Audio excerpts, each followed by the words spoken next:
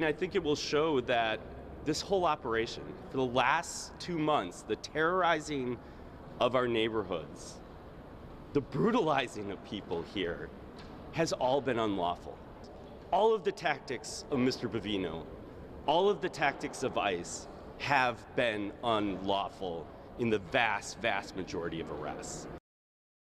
By this Friday, they need to present to us who they are claiming is a public safety risk of the 615. They identified apparently 12 today that they think, but they had no justification, okay? That's by Friday. That then is supposed to set in motion them to be released, right? He has said, I'm gonna stay that at your request, the process of release, for a week, till the following Friday. Separate from that is, of course, the people that weren't on that original list. So all the people that have been arrested since October 7, for example. They are to produce to us a list comparable to what they did with the 615 as to all of those arrests up to the present. And I believe that was by November 21st.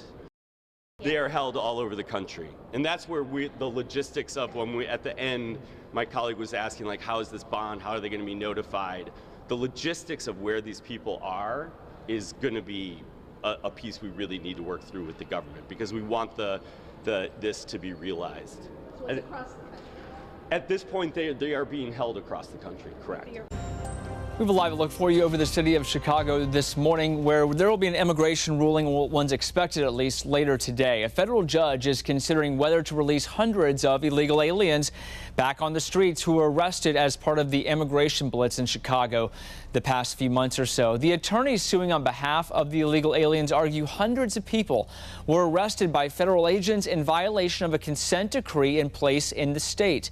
The decree limits the circumstances which agents can make warrantless arrests while enforcing immigration laws. Well, ICE had agreed to some parts of the consent decree, like determining whether there is probable cause a person's in the country illegally, or whether if they're a flight risk or not.